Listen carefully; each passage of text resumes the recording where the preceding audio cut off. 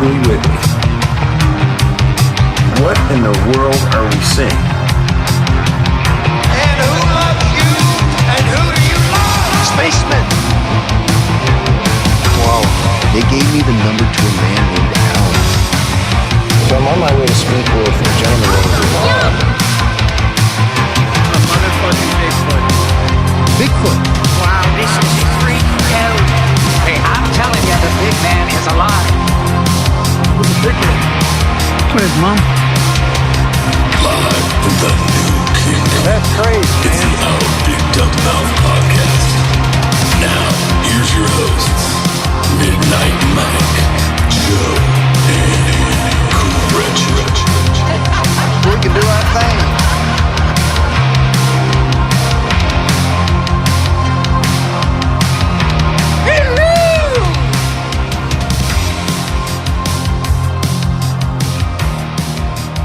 Hello, everyone. Welcome back to another fun-filled podcast adventure. Hooray! My name is Midnight Mike. Cretched is over there on screen. I hate this place. Nothing works here. Looking to hit the glory hole on this one. Oh, yeah, absolutely. I hit the glory hole right here. Right here, he hit the glory hole. Boom, right there. No Joe today. No Joe. He's out again. Such low-hanging fruit for the dummies. Yes. This entire show is. Especially Monster May, which I'll be talking about. Low-hanging fruit for the dummies. You're out queue up there all the, being extremely gay. Cue up all the Joe doing his space science impersonation. His southern scientist impersonation? Yeah. They all sound like their name is Skeeter.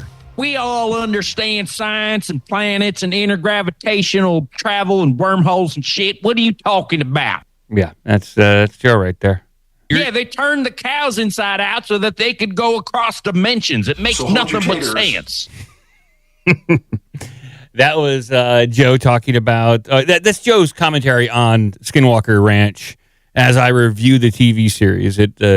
It annoys Joe to no end, and he lashes out. Well, the only explanation I can come up with is they're using the cows for fuel. Yeah. Southern people can be smart, too.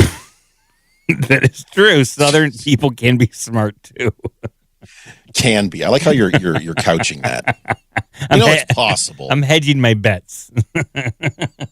Every now and then, once in a generation, Southerner comes along who's actually smart.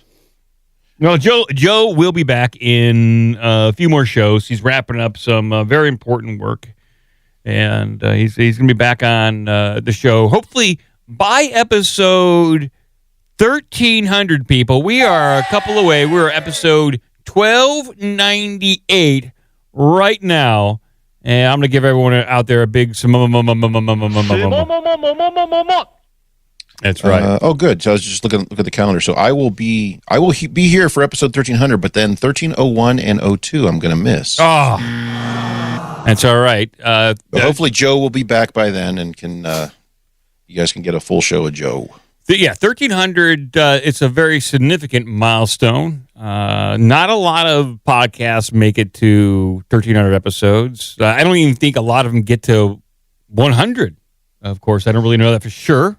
Most don't make it till 10. I'm a little over 215 on my other one, and sometimes it's a push. Yeah, it's a very difficult situation to kind of keep the ball rolling in an effort to keep the show interesting for yourself and the audience in general, and it's very difficult. But we have managed to do it, all the while being trapped. Someone next door talking. Wait a second. We get in a convertible and we... I'm hearing... Does Jeff Goldblum's song... Well, I think you got to... Yeah, I'm hearing Jeff Goldblum. Are you renting a room in your basement to Jeff Goldblum? I'm hearing Jeff Goldblum for the first time in a long time, so we should probably go... maybe go over there and check out, see if Jeff Goldblum is here for... What is Jeff Goldblum? Oh, yeah, there's Jeff Goldblum right there. We've been in the New Kingdom so long, we kind of forgot that we were actually in the New Kingdom, trapped in here. We got here, I don't know, sometime in 2024. It's been quite a while. Jeff, what's going on, man? Hey, guys. Coming up on episode 1300. Yep. Oh, man. What a day. And we are still stuck in the New Kingdom. Remember, since we are in the New Kingdom, that means our clones are out there in the real world. We got to get out of here. And I think I know a way. Yes, maybe a good way. Okay, good. Yeah, I know. We're still in the New Kingdom. We got distracted by covering the news. There was the election that happened that kind of bogged everyone down. Yeah, we kind of forgot that we were wandering around the New Kingdom this entire time. Meanwhile, our clones are somewhere on the outside world fulfilling the roles that they would do. We had like pod people out there, essentially, that we were dealing with. So, we got distracted a little bit, Jeff. That's all right. I know you boys have been distracted. Reading the news, Monster May, maybe too much. Mm-hmm. Now you boys need to focus. Like how I focused in the movie, The Fly. Mm-hmm. Remember that one? The Fly tells of an eccentric scientist, me, after one of my experiments goes wrong, slowly turning me into a fly hybrid. Here's creature. But never mind that. We got to get out of here. Yeah. We do. We've been down here too long. It's time for us to advance, especially because of 1300. You know, we've been down here long enough. Maybe we move on. We just, we got to figure out how to do that. We don't know how to get out of here. We're trapped. You know that Club Squirters? Yeah. Yeah.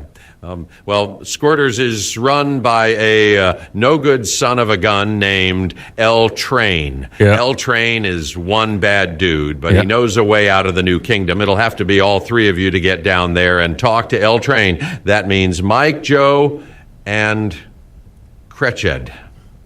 Remember, L. Train is too dangerous to be confronted with a small raiding party. And you'll have to do this on episode 1300 or soon after. Numbers are important. And remember, Shablago. All right, thank you. Thank you. All right. 1300, we got to go down to the Club Squirters, and we got to go talk to L Train. And once we talk to him or, confront him in some way, we should have the knowledge required to get out of the New Kingdom. Sounds like a fun, action-packed episode for 1300, doesn't it? What do you think would win in a fight, L Train or Corn Pop? Well, we don't even know what L Train looks like. We have no idea who he is, what he's capable of. We do know he's capable of running a club called Squirters. Well, that was after he had to declare bankruptcy when banana hammocks failed. Yeah, there might be more. I think it's demographics. It all comes down to demographics and who you're gearing your business towards. So COVID was not kind to no banana hammocks or tallywhackers. Banana hammocks. No, they were not. No, people. This is the last day of Monster May. Monster May. And I gotta say, this has probably been one of the most successful Monster Mays since its inception. Would you not agree? I think we've done quite a bit of Monster May. Yeah. It's been a lot. Well, I've been very consistent. I would say May has been packed full. Every show has been packed full of paranormal topics. Specifically on Saturdays, we're talking about monster cryptids, creatures of the unknown, and we've been fairly consistent. In May, it's been a long May, is what I'm saying. And we've crammed every weekend full of some sort of crazy creature, and we are wrapping it up here with a little guy named Goatman. Yay! Now, Goatman, he's more, I would say, when it comes to popularity and mainstream success, you got Bigfoot. You got Mothman. You probably even have Dogman as like the top three cryptids that people probably recognize the name of. Not like Chupacabra? Okay. You know what? We can remove Nessie? We can remove Dogman. Champ? We can remove Dogman and put Chupacabra and Loch Ness Monster up there for like the top 4, top 5 spot. Yeah, I would definitely think Loch Ness, worldwide, especially Loch Ness, is going to be like number 2. You're probably correct there. Number 1, number 2. No, you're spot on with that. There's when it comes to name recognition and its legacy, absolutely big time. A Gorgon, a zombie, a vampire, a werewolf, a Chupacabra, a Bigfoot. I guess I don't consider a vampire a cryptid. They're more of a supernatural humanoid. I don't consider them a cryptozoological creature. I don't know. No, we may be splitting hairs here, but what about like Yeti, Abominable Snowman? I consider that's all classified as Bigfoot. Who's the one in Australia? Yowie? Yowie. I classify that as Bigfoot too. They're all basically under the same umbrella, the same branding. Some sort of bipedal Homo sapien ape hybrid thing? You know, it's like, Burger King has Burger King in the U.S., but they have Hungry Jack down in Australia. It's like the same company, but they just have different branding. That's how Bigfoot do it. But back to Goatman. We're talking about Goatman today, a little bit off the beaten path, and there's a pretty good book. It's okay, written by Linda Godfrey, called "I Know What I Saw," and Linda Godfrey is, I would say, one of the best writers when it comes to these strange subjects, when it comes to weird creatures and just incredible tales and urban legends. She's written quite a number of books regarding these crazy topics. And so I'll go over just a few of these sightings that people had regarding Goatman. And maybe we'll be able to speculate at the end. So there are like 3 or 4 prominent stories revolving around Goatman. And she initially starts off her like investigation, her overall narrative of Goatman by talking about possible genetic manipulation.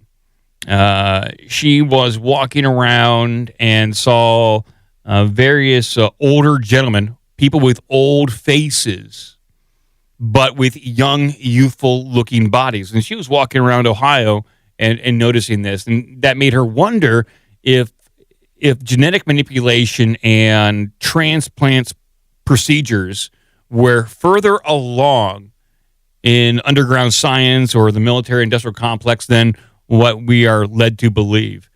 And this kind of got her down the thought process of, what if some of these cryptids are the process of genetic mutations or just crazy, wild, weird science experiments? And this led her to look at some of these strange tales of Goatman. The first one comes from Maryland. So one of these sightings is from 1971 near the University of Maryland, and goes on to say these are just like short little stories about Goatman. But she says right here in the book, Maryland might not be one of the biggest states in the nation, but the area of Prince George's County rates highest on the list of Goatman-infested places in urban legends. It features 3 legends stemming from this area of the country. So she goes on to say that Goatman, as documented in a book called Weird Maryland, and there's a whole book series, like there's Weird Ohio, Weird Maryland, Weird every state out there, and some listeners. Have you read any of those books? I mean, not to digress, but it does sound interesting if it's kind of geographically focused. I have 2 of them. I have Weird Ohio, which a listener sent me, and I think I have maybe Weird Pennsylvania. And I've perused through them. Yeah, it's like full of great little tidbits of paranormal, off the beaten path history about each state. It's very, very well done.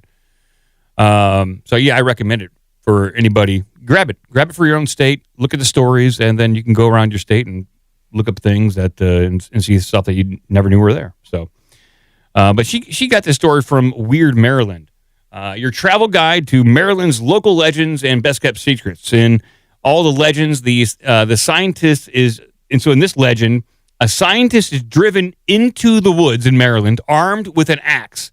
One variant of the story says his departure was due to him going mad over an experiment. Another story suggests that it was his remorse over ruining a cure for cancer that drove him mad and into the woods. And finally, there's a third story that claims that the scientist accidentally turned himself into a half man, half goat creature and fled into the woods nearby, where he resides to this very day. So 1971, he's probably a scientist, in his 30s. So we have maybe a 70-year-old Goatman running around out there in the woods of Maryland? Possibly. But there are rumors that they're associated with the nearby Glendale State Asylum, where there's various crazy people that could have embodied the Goatman lore or spreading the Goatman myth in the area. As of demonstrated in a 2008 Washington Post article describing the University of Maryland's library. So this is from the library stated that in 1971, Goatman, who is he? Where does he live? What does he do? The Post article also lists... what's he do for a living? Yeah, they're it's just a kind of a goofy article from 1971 trying to pinpoint the origin of this this local legend of Goatman. But there's also... It also mentions in this article, it also mentions another cryptid from the area in Maryland called the Maryland Bunny Man. And the article says, well, both the Maryland Bunny Man and the Maryland Goatman, they sport hands and they have opposable thumbs, and they're able to be somewhat mostly human, but have the features of a goat head and a bunny head, and they lurk around the woods and terrorize people. They will go into neighborhoods and take pets. They'll rummage through the garbage, all that kind of stuff. There's been very little when it comes to photography, when it comes to Goatman, or if any. Not, at least we have some pictures and videotapes of Bigfoot and maybe even Dogman. When it comes to the Goatman, haven't seen any.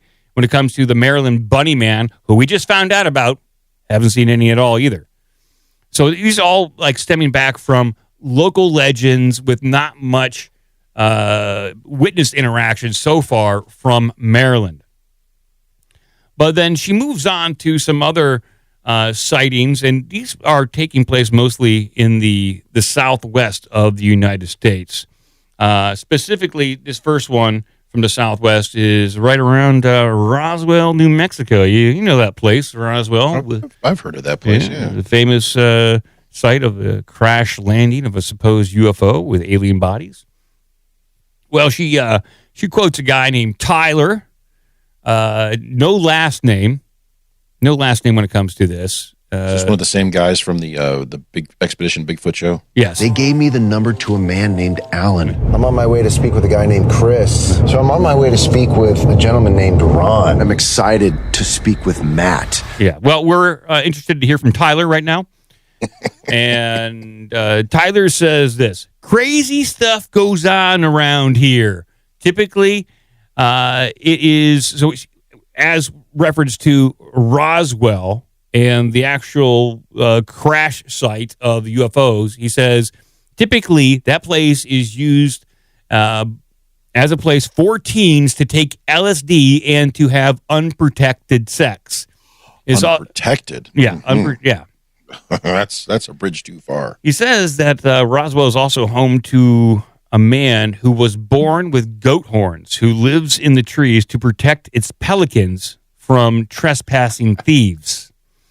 This goat man has been seen for decades and has been seen protecting his flock of pelicans up in the trees, and you can hear late night screams of this goat man, and you can hear his sounds and his wails at night, and you can hear this in Cahoon Park, and that is the legacy of the goat man there. Tyler said that a friend of his claimed to have seen the horned one lurking in the trees as he drove past in Orchard one night. Tyler added that he also visited the place at night and saw hoof-shaped prints in the ground. According to legends, the Goatman serves not only as a guardian to the pelicans, which he eats, but he also is a guardian. Wait, what?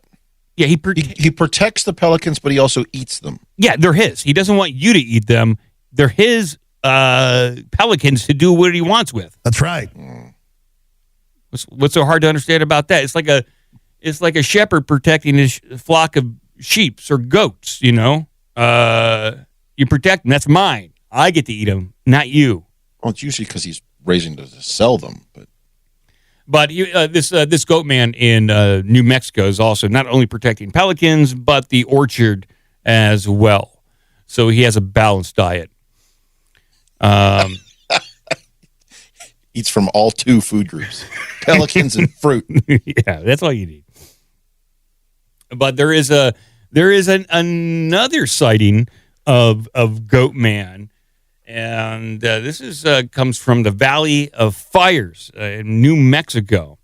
So this is from a more recent account in 2011, and this is taken from Phantoms and Monsters. So Linda Godfrey found this account in Phantoms and Monsters and included it in her book, I Know What I Saw. And she says here, in 2011, on the page titled Freaky Confrontations, it tells of two siblings, aged 16 and 24, who were driving in New Mexico near an area known as the Valley of Fires.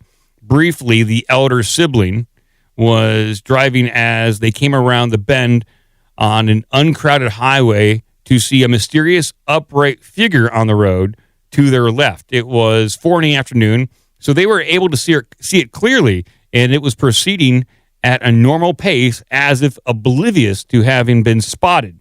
The writer describes it as a gray, salt and pepper colored, fur-covered, tall, very muscular man with the characteristics of dog legs.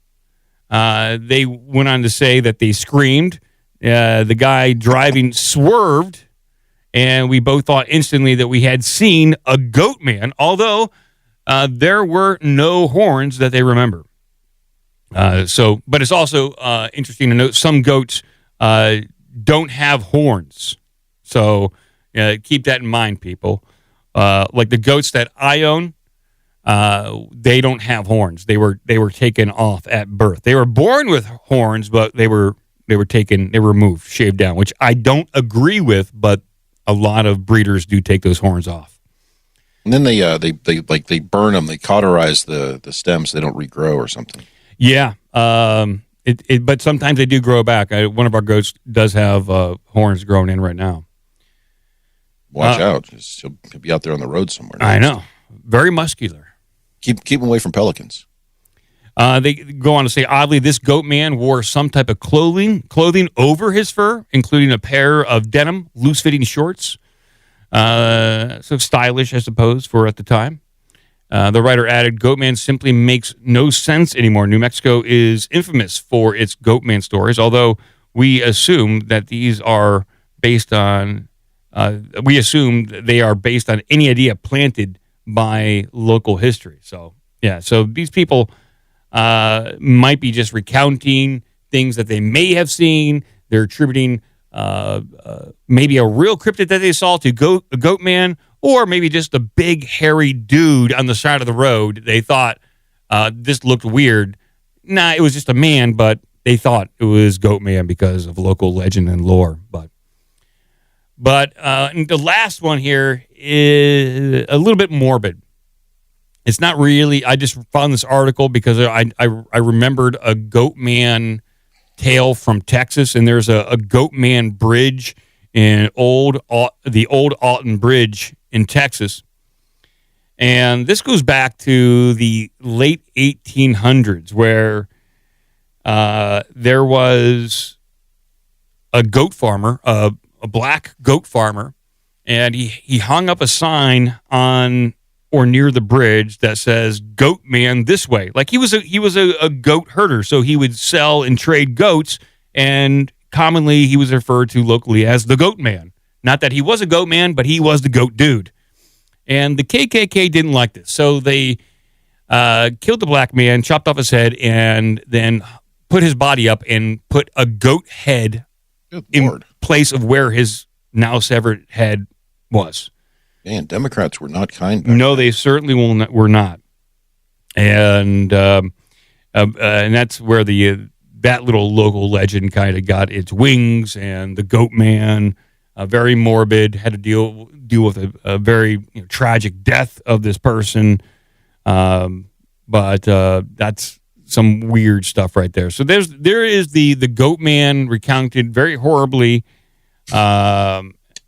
As only I can do it. Very upbeat and cheerful. Yeah, as only I can do it. And there's the Goatman. It was a pig man. It was a Goatman. It was a Goatman. All right, monsters. So there we go, people. We are done with Monster May. We're getting out of here. We're going to talk about some other incredible stories that I just have to tell you about right now.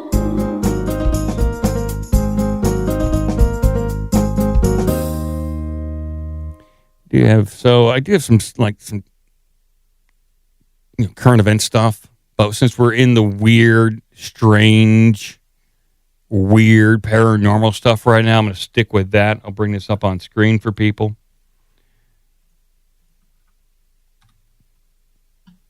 This is a strange one, people. This is where the paranormal and reality intersect. A life and death struggle, as always. So here we go. I'll bring this up on screen. Man dies after claiming that a ghost was trying to kill him. Oh, really? Oh, yes. Isn't that like every horror movie ever? Pretty much, yeah. Like they either some kind of creature's chasing you or some sort of poltergeist is harassing you. It never turns out good in those movies. But a Russian tourist reportedly fell to his death from the 9th floor of a condo in Thailand earlier this month.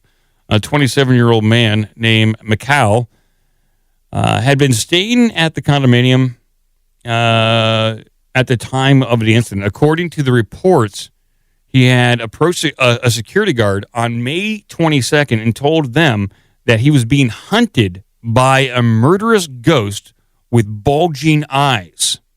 That's interesting. Rarely do we see reports of ghosts with bulging eyes. That's a very particular characteristic to describe. After running all over the building, he ultimately died after falling out of a 9th floor window. Quote, he was completely out of it, the guard later stated.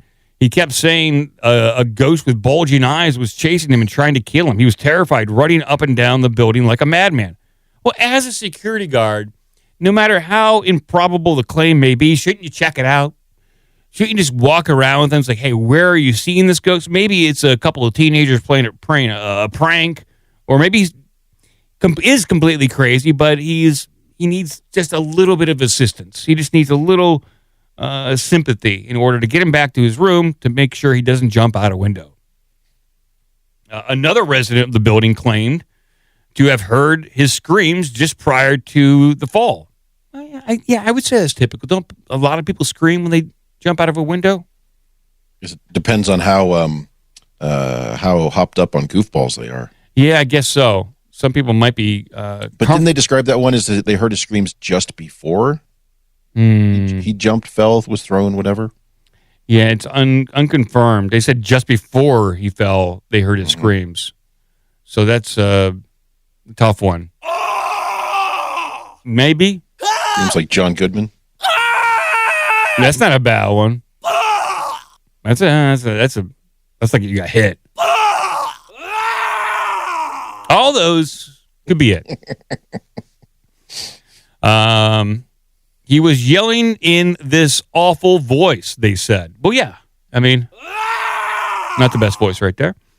It's like something out of a horror film. But until today, he just seemed totally normal. As it turned out, however, there was a very genuine explanation for the man's state of mind. When police entered his room to investigate, they discovered that he had almost certainly been high on drugs at the time when he had fallen out of the building.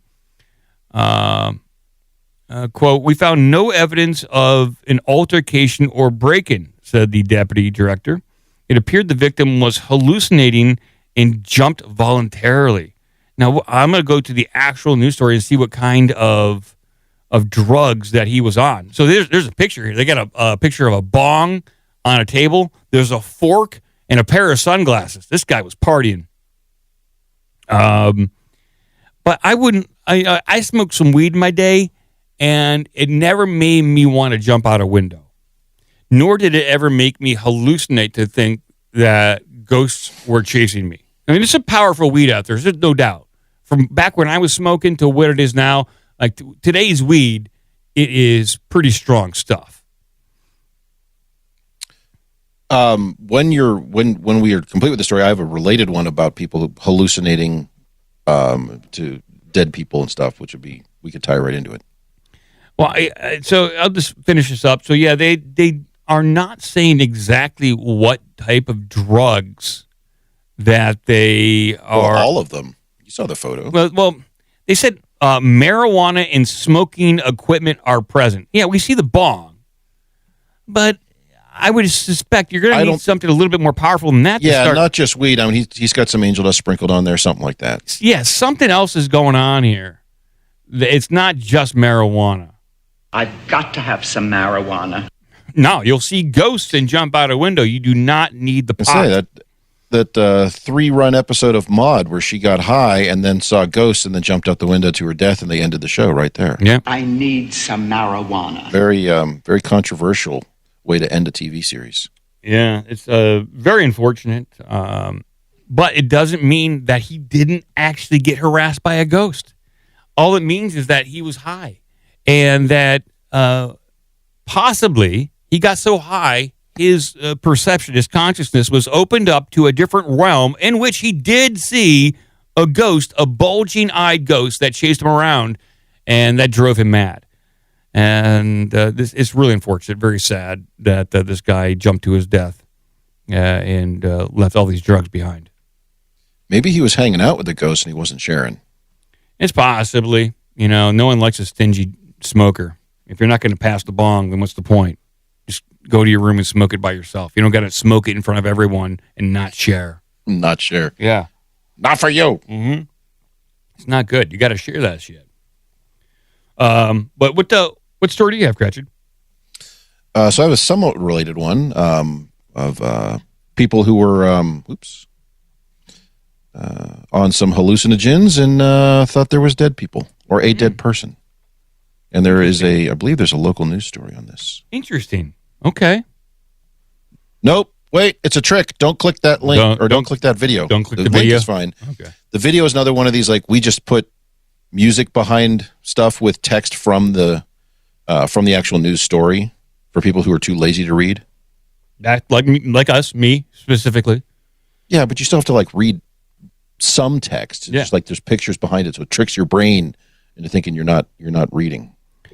Hikers report a member of their party dead. Turns out they were just on mushrooms. Man, I got mixed emotions about this one. It happens.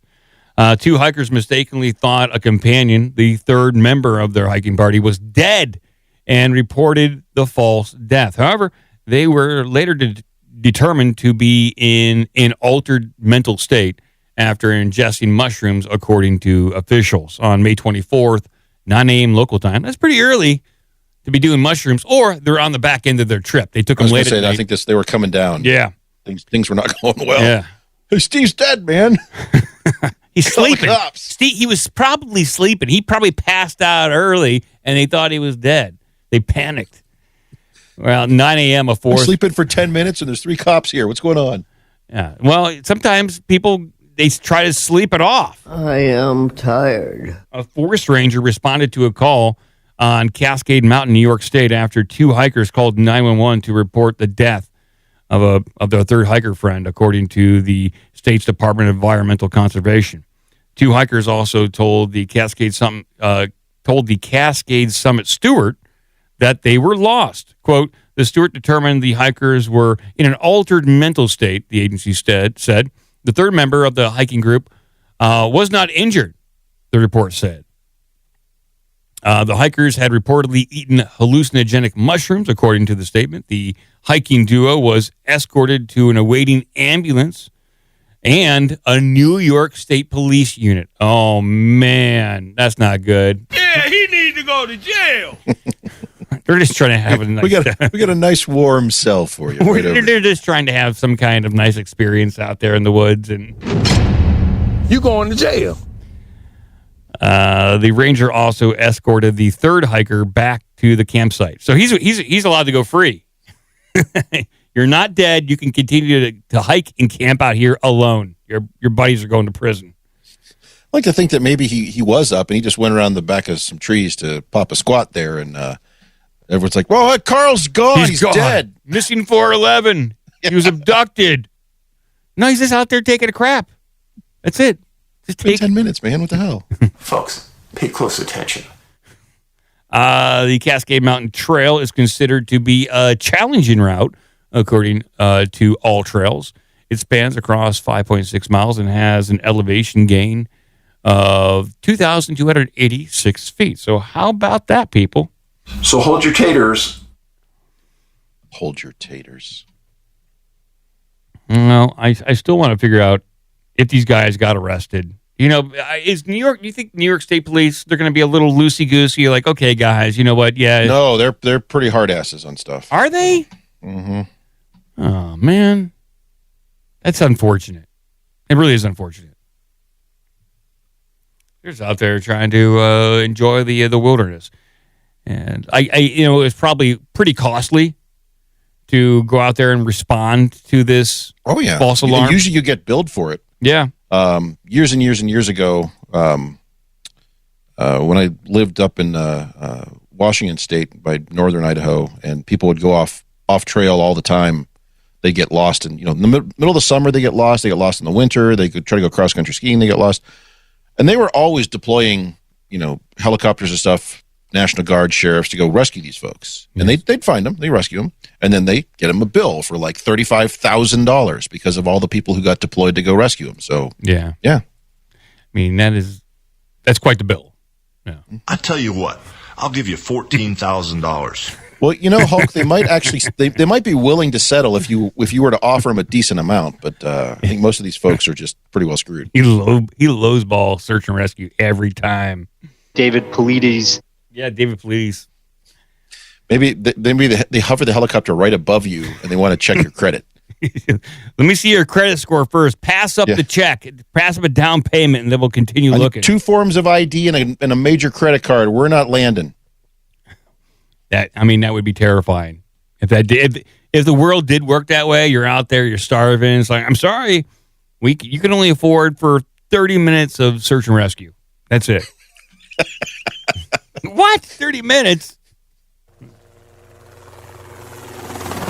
There it goes. There they go, right past over. And then they just troll the guy for the rest of the day, flying past him, waving at him. Yeah. Not going to rescue you. We see you. You're on your own. We found you. That's all we can do. We can find you. We just can't help you. We'll point you in the right direction. It's 87 miles that way. Oh, boy. I did have like a story. I'm not going to bring it. I'm not going to read about it. Maybe on the next show where read about it. I'm probably not going to read about it, but it has to do with a new Ron form. Perlman is now upset. Read about it. A new form of drug that it supposedly includes the use of human bones. Ew. Yeah. And wait, does it help you stay hard longer? Because I don't think so. So everything else seems to. You grind up random animals. It's all for an aphrodisiac. Yeah. Remember tiger piss? Tiger piss also is a cure-all for everything. Yes. Just wipe that on any bug bites, lesions, cancer. It's also great mouthwash. But now that we're talking about it, we have to get clarification, and Ron Perlman did tell me to read about it. Read about it. I'll bring it up. So I believe that he doesn't want to read anything. He just wants you to read about it. I got to read about it. You piece of Read about shit. it and tell me. He gets so mad. He's very angry about it. But it looks like a flight attendant is facing decades in prison after a bust involving a new drug made of human bones. Like the Huey Lewis song? It is technically it's a new drug. So a former flight attendant, they fired her? I would hope so if she's smuggling human bones. Well, innocent until proven guilty, A former flight attendant was arrested in an airport following a large drug bust involving a new synthetic substance that is reportedly made of human bones. Well, how can it be synthetic if it's made of human bones? Yes. You see what I'm saying? That seems like it's a natural drug, but what do I know? Oh, it's all natural. It's organic. Yeah, it's organic. Small batch. According to the New York Post, 21-year-old Charlotte May Lee of South London, England, was taken into custody earlier this month in the capital of Sri Lanka after authorities allegedly found 101 pounds of a dangerous new synthetic drug. That's a lot to smuggle. 100 pounds? Yeah. Of powder? You're supposed to just put that under your dress or wear it around you, strapped to your body? But she was a flight attendant, so maybe she put it in the cargo bay. And she's like, I got the inside track. It's all good. I don't think it works like that. The publication reported that Lee allegedly smuggled in a suitcase full of Kush, a new synthetic cannabinoid that originates from West Africa. An NPR report states that Kush first appeared in the West African nation of Sierra Leone around 7 years ago, and is described as a drug routinely cut with various additives such as the following: acetone, tramadol, and fluoramine, a chemical used to preserve bodies. According to NPR, Kush is potent, easily accessible in Sierra Leone, and dangerously unpredictable. Quote before, if we had money, we'd spend it on food and clothes. Now, we just buy Kush. It makes you want to cry, but it's not easy to stop, said a Sierra Leone man, as he told NPR reporters. Why do they think it's made of human bones? Is that just a marketing angle? I got a follow-up story here. It's got a little more information if you want to dig through it. Yeah. Because this is weird. They also refer to this. I like this one. They call this one the branding on this one, they call it a zombie drug. Oh, nice. That's good branding right there. Mm-hmm. That's a good one. New zombie drug coming out of Sierra Leone may contain crushed human bones. Ugh. Okay. I think that's a marketing angle. Could be. Because you got to... It's got us reading about it. Yeah. Let's see. In Sierra... If you skip down to most of it is a repeat of what you've been reading, but if you skip down to the part that says, why human bones? Yeah, why human bones? Nobody is quite certain. It is mixed... It is mixed by local criminal gangs, but the constituent drugs have international sources facilitate, no doubt, by the internet and digital communications. What is it? What kind of sentence is this? Yeah, screw it. Go down to the paragraph that says, as for ground human bones. They're just full of AI shit up there. So yeah, it doesn't make a lot of sense. So as for ground human bones, there is no definitive answer about whether or not they are indeed found in the drug. Where such bones would come from or why they may be incorporated into the drug is unknown. Some people say that grave robbers provide the bones, but there is no direct evidence of this. I would imagine that there might be a surplus of human bones in Africa and that they got to get rid of them somehow. And so grind them up, put them in baby formula, put them in the drugs, get them out of the country. We got to get these things out of here. But, grind your bones to make your bread.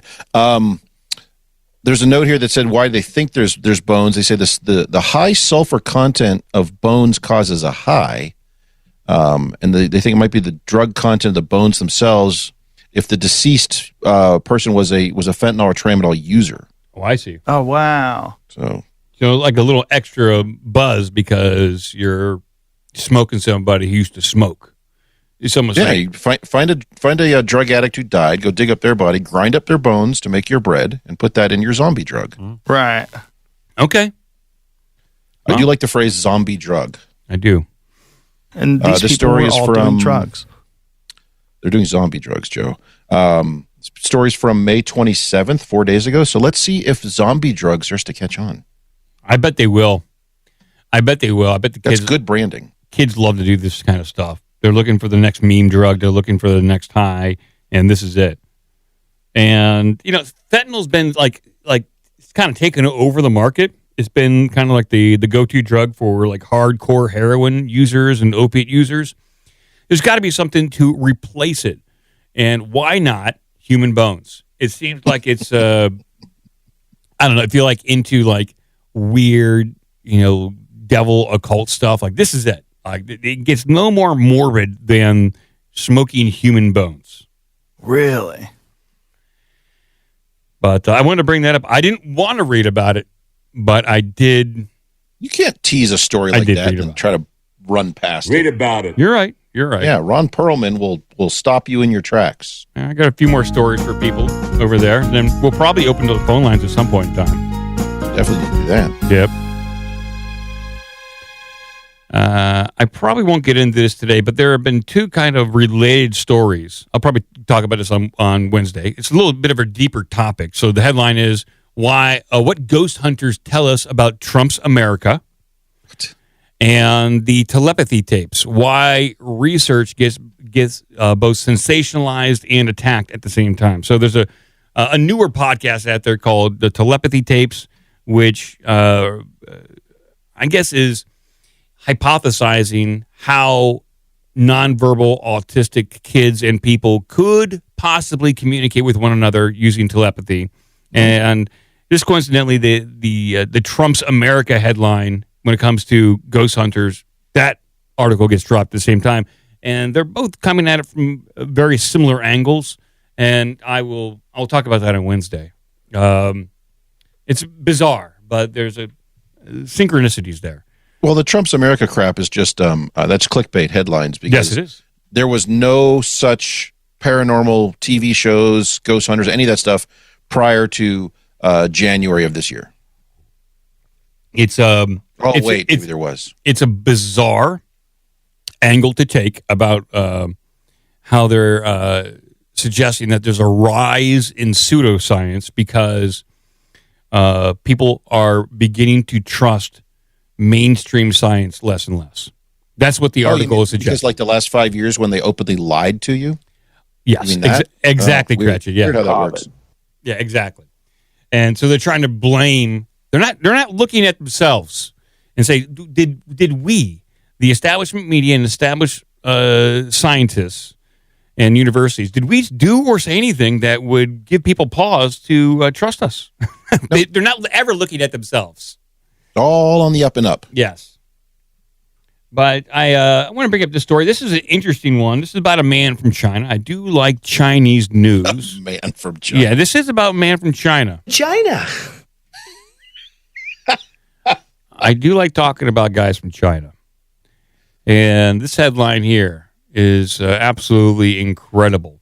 Paraglider is sucked 8,500 meters into the sky by freak air currents. This is quite the story. So this is about Ping Yanggang, Chinese paraglider, okay? A 55-year-old man who had only been meaning to test out his equipment in China suddenly found himself in a life or death situation when his paraglider was unexpectedly caught by a rare form of updraft that sent him spiraling into the heavens.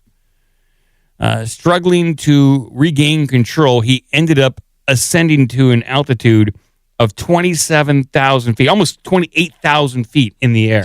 Did he have oxygen? Because that's way past the starvation zone. You just die up there. I was going to ask you that. Like, that is pretty damn high up there to where you'll just die, right? Because of lack of oxygen, temperatures, all that stuff, to where you better just kiss your ass goodbye. And according to this article, from what I've read so far, there was no attached oxygen. He was not prepared for that type of temperature, and he Somehow survived, but struggling to regain control, he ended up ascending almost 28,000 feet in the air. This meant that he was now trapped at a height to where temperatures dropped to negative 40 degrees Celsius, and where the air is so thin that he was risking oxygen deprivation. Quote, it was terrifying. Everything. Risking, that guy's, that's, you're well into just the fatal zone up there. Yeah, he says it was terrifying. Everything was white, he told the Chinese media group. I couldn't see any direction. Without a compass, I wouldn't have known which way I was going. I thought I was flying straight, but really, I was spinning.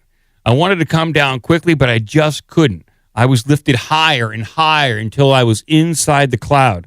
Fortunately, he was able to regain control and descend to a safer altitude. In an ironic twist, he also ended up being suspended. From flying for 6 months because his inadvertent high altitude flight was unauthorized. So I guess he got off with a bit of a. Who knows if you ever wanted to go up again in his paraglider after that? So,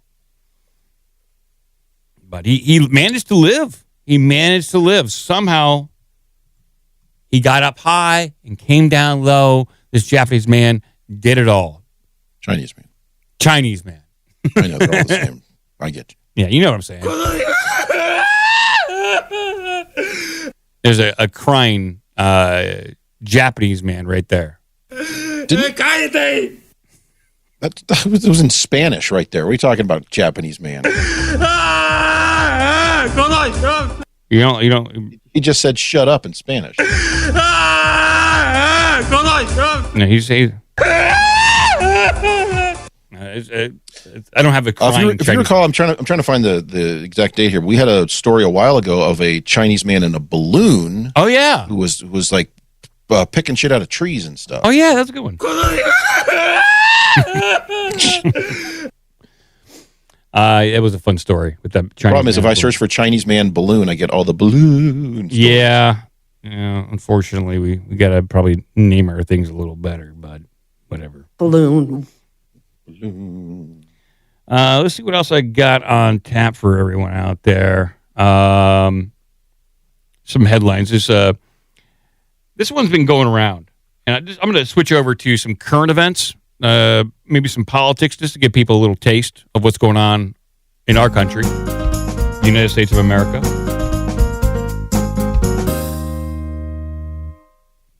Because I want people to stay informed, okay? Here's the headline here. Trump taps Palantir to compile data on Americans. Oh, really? I thought they've been doing this for years. Isn't that what Palantir does? So I'm gonna really, give it to people on this one. All right. Right. This comes from the New York Times. In March, President Trump signed an executive order calling for the federal government to share data across agencies, raising questions over whether he might compile a master list of personal information on Americans that could give him untold surveillance powers. I love the idea of Trump himself doing it. Yes. Mr. Trump has not publicly talked about the effort, but behind the scenes, officials have quietly put technological building blocks in place to enable his plan. Well, what plan? Like he said, he's not publicly talked about it, so we don't know. And they're saying he has some plan, but he hasn't, even according to the New York Times article, he hasn't stated a plan. But yet they're saying that he put the technological building blocks in place for a plan, which they didn't say that there was a plan.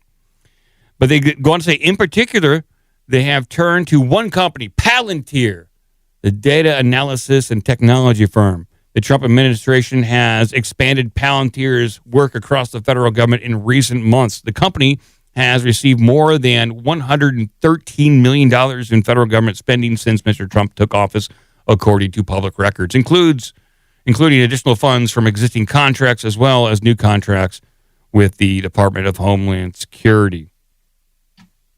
So they're saying that Trump has some plan to collect data on all Americans, which Trump has not declared. It's just like the New York Times is assuming that there's a plan to do such a thing. Meanwhile, if they would just look at the Patriot Act, that was passed soon after 9/11, in Section 203, it grants authority to share criminal investigatory information between all law enforcement, federal law enforcement, intelligence agencies, and immigration, national defense, and national security personnel to share information across all agencies. The goal was to break down barriers, sometimes called the wall between agencies like the FBI and CIA, which had historically operated in silos. And so the Patriot Act broke down those walls. Palantir, which has had federal government contracts for a long time, over a decade, goes back to the Obama administration. Which it collects data, it aggregates, it correlates data for specific agencies, and there's different products within Palantir. They have the government sector, they have public-facing products too, and so now they're just kind of, I guess, weaving them all together, which I would have thought they were already done. To your point, the CIA and FBI in particular, their databases were first linked in 2013, as you just described, based on the Patriot Act and them saying we need to share data so we don't miss any of these things. They were both linked in 2013 by Palantir. And of course, Trump was president in 2013. Oh, wait, he wasn't. And so here's the thing. The New York Times is writing this article. I've seen a lot of Democrats post this, like Trump is going to create some sort of dossier on every American. Well, there is a solution. The Democrats can repeal the Patriot Act. They can go back to siloing all this on that information, but they're not even suggesting it. Any of the articles, like the New York Times or whatever, like Washington Post, they're not even suggesting that repealing the Patriot Act is a solution to this. They're not. They're just basically assuming Trump is going to create dossiers on all Americans, which he might do, but then remove that authority from him, because under the Patriot Act, this is already being done. This is a done deal. Whether Trump's in office or not, it's being done. Well, unfortunately, the way that the government has structured itself, the Patriot Act, which which mostly looks at the intelligence agencies, are all kind of organized under the executive branch. So if it's under the executive branch, Congress, all they can do is make noise. Yeah. We don't know what's happening. I mean, until they get to a 2/3 majority, but of course you can't even get barely over 50% of them to do anything. So. Yeah. Well, but you're right. This is all sound and fury signifying nothing. This is all woe is me, the sky is falling for stuff that's been going on. As I said, 2013, it goes back to 2003, 2004, during the Bush era. So you have Bush, Obama, you have the first, Trump won, then Biden, or his pseudo president Otto Penn, and now Trump too. None of this is new. These same agencies, these same organizations are working with the same software to do the same thing they've been doing for over 20 years. But suddenly now it's bad. Come on, man. But we do have some more Trump news for everyone out there. Okay, this is some more Trump news. Trump's global tariffs deemed illegal, blocked by trade court. Weren't they reinstated within 24 hours? Well, this is as of the 28th. If there's newer news, I would love to hear. They were reinstated already. But this article, I believe this comes from Bloomberg, said the vast majority. As of yesterday, tariffs to remain in effect. They're back. Yeah. Oh, okay. Wow, interesting. So this is more judicial activism. Is what it is. I didn't know they were back. Okay. Yeah. Well, they're back. Sorry to poke a hole in your balloon. No, that's okay. Oh, here's a good one. Trump tariffs reinstated by appeals court for now. For now. Okay. All right. Well, I didn't know. I like how they're also Trump's tariffs. Like, he's the one getting the money. Yeah. Okay. Well, I see that news is shifting. News is changing. One judge says one thing, then another judge says this. It's difficult to wrap your head around. Everything's moving so very quickly. I do have some more Chinese news for people. I know people love news from China, but this is from where? China. We're doing some more news from China. Okay. China. Yep. There it is. China. China. China. China. China. China. China. China. China. Okay. China. I just love how he says China. Like he's trying to make another syllable in there. You go over to China. China. China. China. China. China. China. China. China. China. China. You take China. China. China. I love them. China. China. China. China. China. I have to have my China. China. China because China. China. China. China. China. China. China. China, China, China, China, China, China, China, China, China, China, China now, China, China. You know, China. I know China very well. Okay, that goes on for like another 2. We have yet to ever play it's like 4 minutes long. We have never played the entire clip. It's almost impossible. And that's all entirely from his first term. If somebody like started adding in all the new stuff. Yeah. Oh God, it would probably 20 minutes. 20 of China, minutes China, of China, China, China. Yeah. All right, here's the headline here, people. Watch China stages first robot kickboxing match. China. And up on screen here, we're going to watch these humanoid robots kick the crap out of each other. Now, what's weird is they put boxing gloves and headgear on these. I like the headgear. Yeah, they got the headgear on these robots. What are they protecting? Concussions? But, I mean... They're very agile, very mobile. Oh yeah, that's all. That's like creepy almost. Yeah, it's this is like the next level. You remember that Comedy Central show BattleBots, where people would basically outfit remote control cars with like blowtorches and armor, and they'd battle in a ring. This is like the next level. I would probably watch something like this, as creepy as it is. This is fascinating. They need to be a little larger because they look like kids. Yeah, they do. They look like creepy that way. Looks like you have 2 7-year-olds just wailing on each other. Look at that guy. It is kind of weird looking. That is. It is. This is. This is distractingly kind of. What do you call that? Uncanny Valley. Uncanny stuff. Valley. Yes. Yeah. No, I gotta to read. Especially when you see them move and get up. Oh man, that is weird. Yeah, it's pretty weird. Yes, go to art. So for those listening, this is fantastic. But they're about I don't know what do you say, about 3.5, 4 feet tall. Yeah, they're about. Yeah, I would say that's about right. They're two silver robot computers, Mm-hmm. and they're literally punching each other and kicking each other and getting knocked down, and then they jump up like Bruce Lee. And there's no wires, and this is nuts. It's pretty wild, man. It is pretty wild. But here's the article here. So Chinese built humanoid robots have shown off their ability to throw punches and dodge right hooks at the world's first robotic kickboxing tournament. The fighting wasn't sophisticated or particularly aggressive, often appearing more like a ballet than a boxing match, but it marked a new milestone in the global race to build an ever more realistic humanoid robot. 4 fighting robots, which boxed one-on-one and in teams, were a tag team match. Ooh, no, I like that. Now you got my attention here. Yeah, I like that. What if they had like in this normal world, physically, none of us can live forever. Outfit them with like robotic voices like the Ultimate Warrior. That's where you really beef this shit up. Have dress up these robots like in elf boots and a cape, so that they have like their own like characters that they walk out to the ring as, you know, like their own walkout music for them. Yeah, they have walkout music. You do all that stuff, you know. Just a sexy boy. Yeah, have the robots walk out to this. That'd be great. 4 fighting robots, which box one-on-one and in teams, were controlled remotely by ringside humans. Oh, I don't like that. If they're controlled remotely, I want these to be autonomous.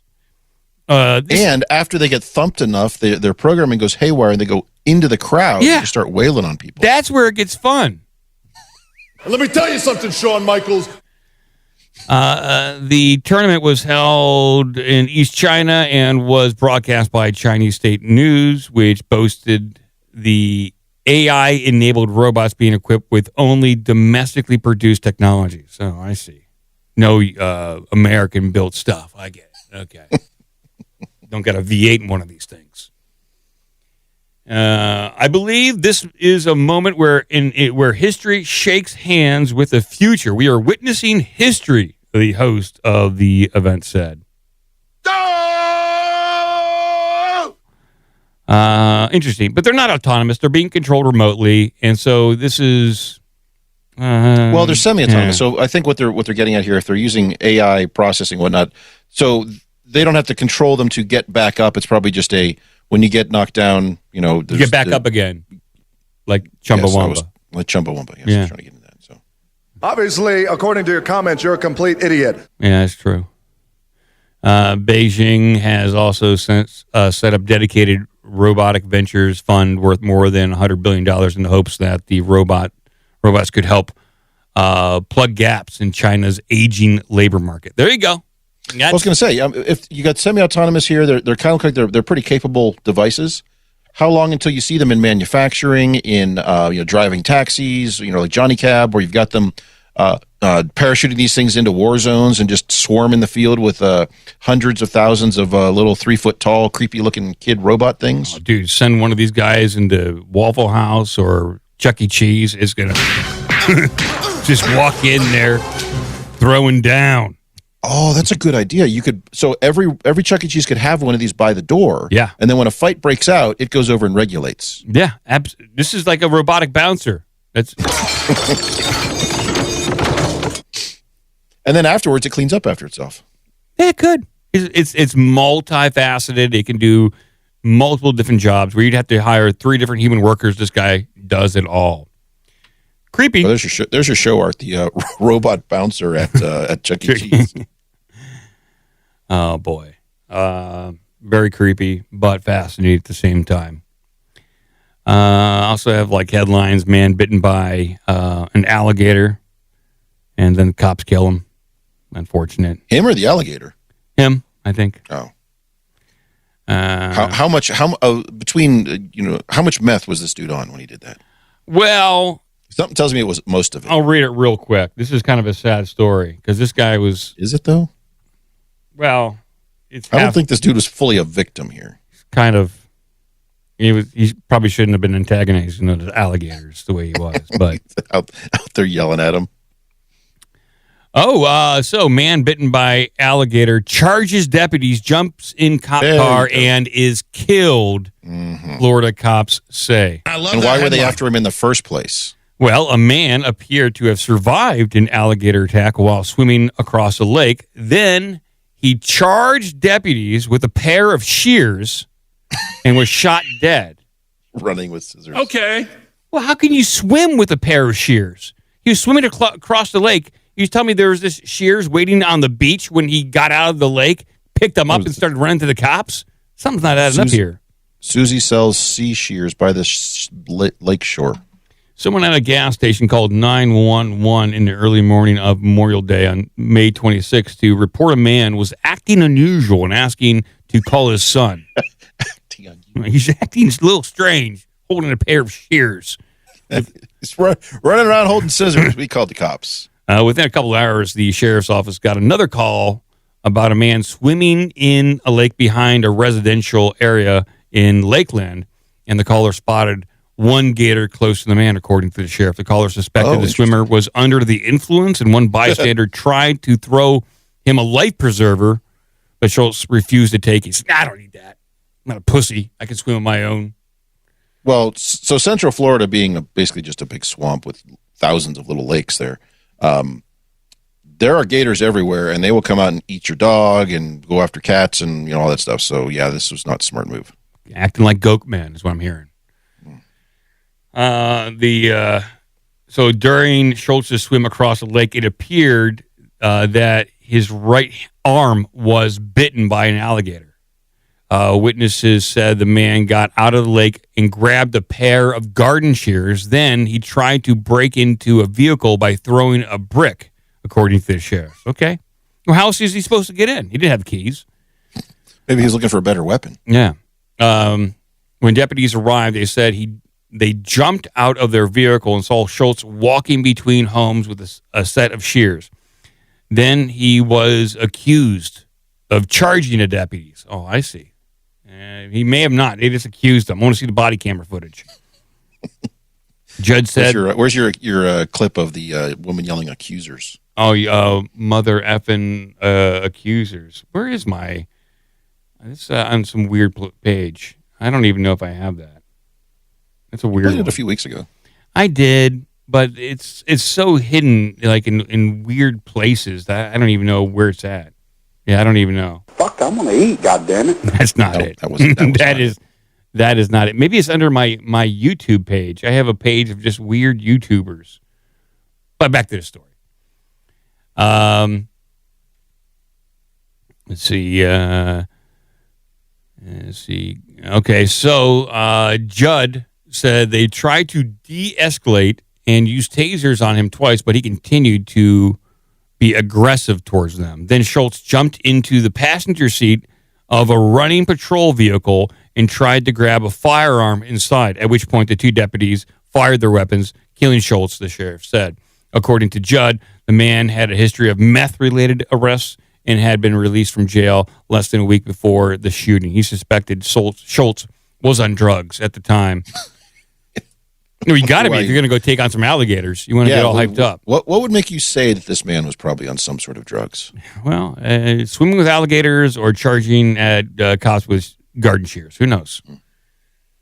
So it sounds like initially the police were there to help him, to assist him, because they thought he was going to get attacked by alligators. We need to get this guy to safety. And then he got there, and then he came after them with some scissors.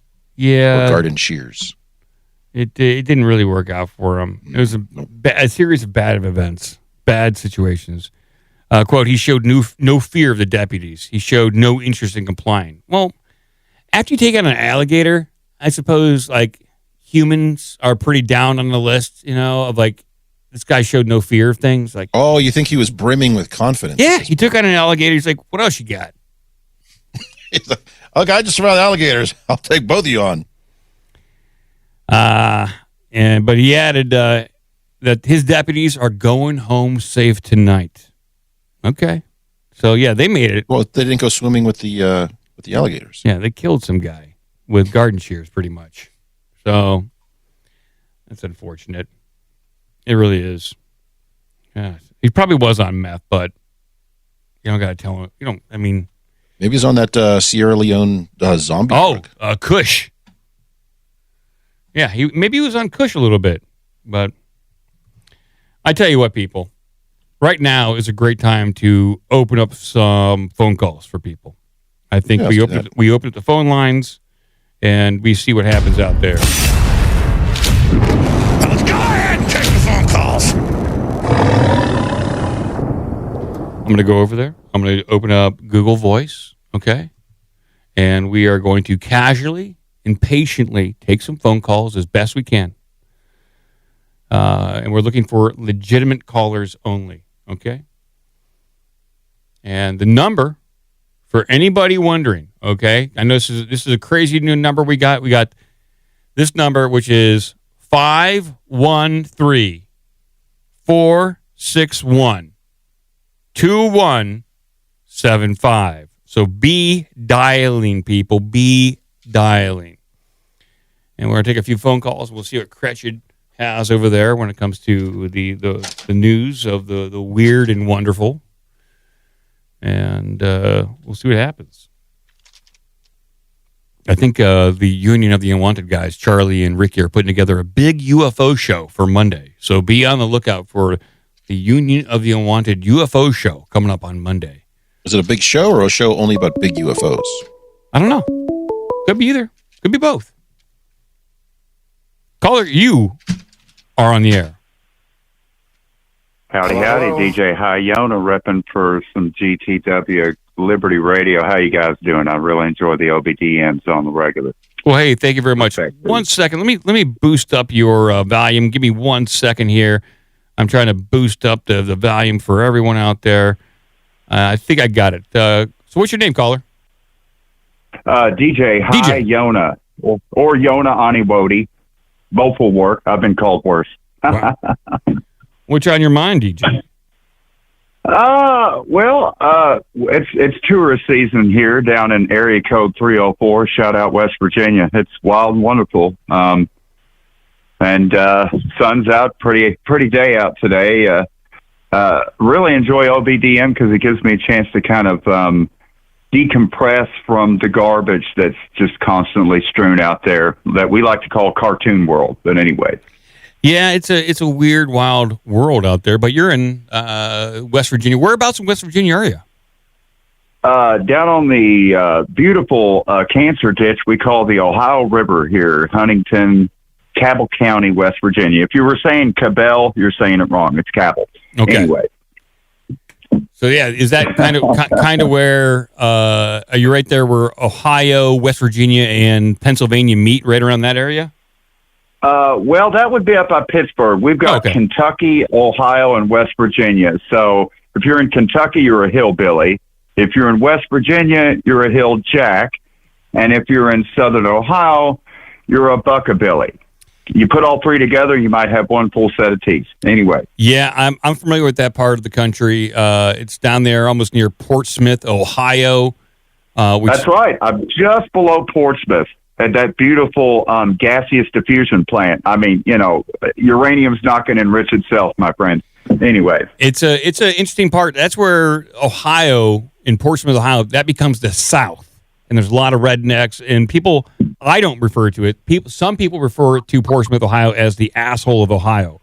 Well, I don't. That does make sense. It actually is pronounced like two words in English, porch mess.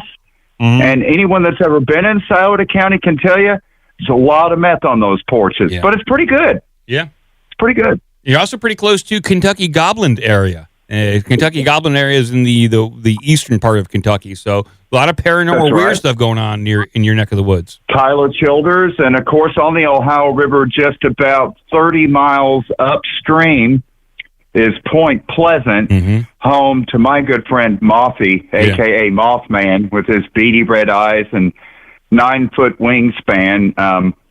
I do have a Mothman story that I was told one time from my good friend. Well, wait a second. Can I take that back? Good friend is a bit of a stretch. Maybe more like colleague. No, that's too much. Acquaintance. We're going to go with acquaintance. Okay. I'm trying to distance myself from this fella. Anyways, he told me when I mentioned the Mothman once to him, he started sweating and everything. And just perhaps I should give some background. My buddy's got the basement room with the pinball machine and the 8-track and VHS. It's like totally 70s. It's out down in his basement, literally from the 70s show set, you would think, except for the whips and things. Kind of weird. Yeah. Let's move on. Back to Mothman. So, anyways, he tells me that he personally met the Mothman. And as it went, let me wrap this up here. So, I'm not sure if he touched the Mothman or if the Mothman touched them, if it was a mutual thing. I'm really not sure what's going on there with the Mothman. But anyways, he then proceeds to enlighten me and my buddy, don't worry, I'm not going to name any names. Oh God, I shouldn't be telling this story. Anyways, he says that he got the superpower that the Mothman had, and he was very, very specific. He said, I was able to see exactly 24 hours into the future. I'm like, okay, that's very specific. And he says, and sure enough, 24 hours later, it came true, but it wore off. I was like, well, you didn't go back to touch base again, so to speak. I'm not sure what's going on there. And he was telling me about how his skin felt when he was rubbing his hand. And I don't know. To be fair, my other friend's on a lot of drugs and he's very weird. I think he's not allowed to live within so many feet of schools and stuff. Sure. Anyways, did I say? I meant acquaintance. Yes. Very mild acquaintance. Former coworker. That's even better. All right, we got him far enough down on the totem pole. But according to legend, it was the Chemical Works factory next to Point Pleasant over in Mason County, West Virginia, mouth of the Kanawha River. It's Kanawha, just ignore the last three letters, Vanna White, but it's Canal River Canal. And apparently it's kind of like, you remember Toxic Avenger? Yeah, great tennis game. Yeah. Great tennis game from Toxie. Basically kind of like a Toxic Avenger story gone bad, where one of the guys storing the chemical weapons fell backwards, and I guess he, kind of Jeff Goldblumed with some insects or something, and blammo, 9-foot wingspan, and apparently very well endowed. See, I did gloss over some of the parts of the Mothman story because we like to keep it PG. Yes. But anyways. Fascinating story. I've never heard of anybody touching Mothman, and he got a little clairvoyant power for at least 24 hours to see into the future, but it wore off, which is unfortunate. But I could see that. Too good to keep forever.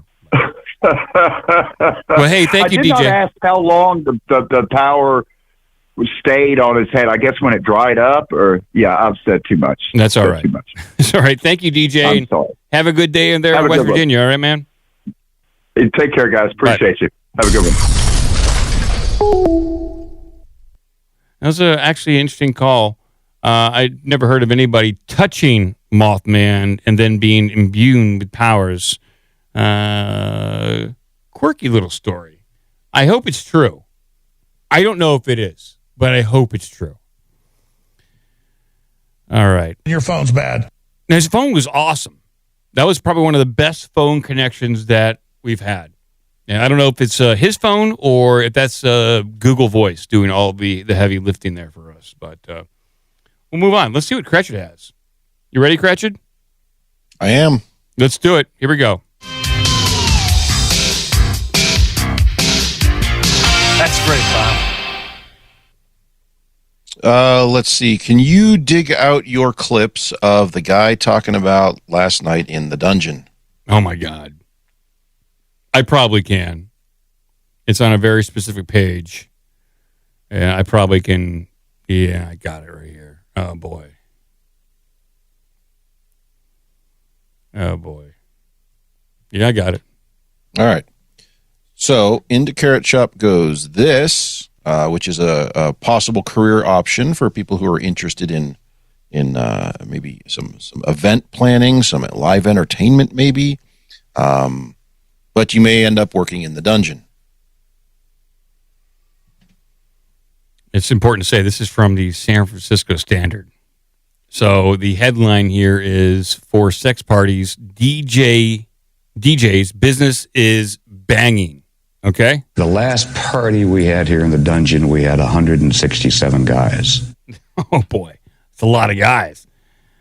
But at a recent orgy, I guess they have to specify that. It's not like the orgy. This is a recent one.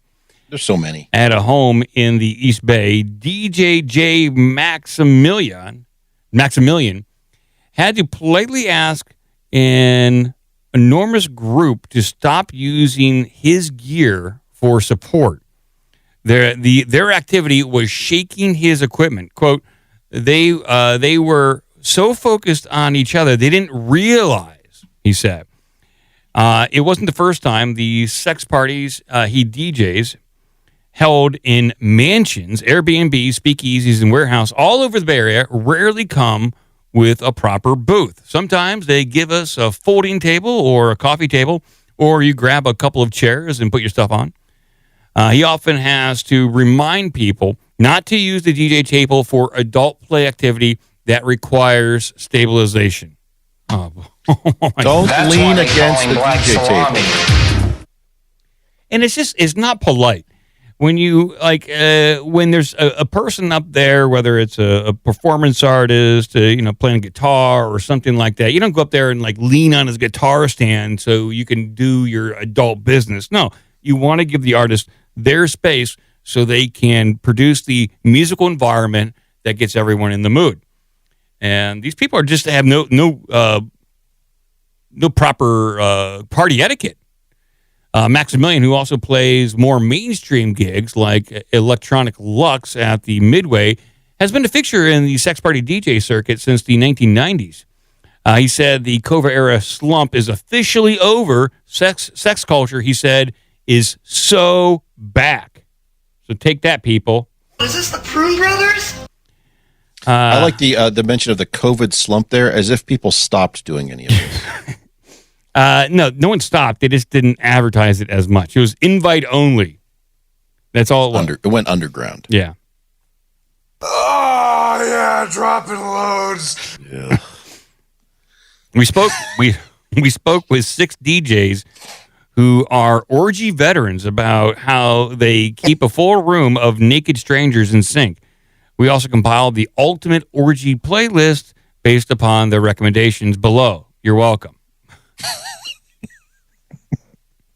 There is an orgy playlist. There is a Spotify link called the orgy playlist. That's crazy. That's right. Boy. You could probably play some of these to give people some. You think we should kind of get them in the mood? I don't think that's.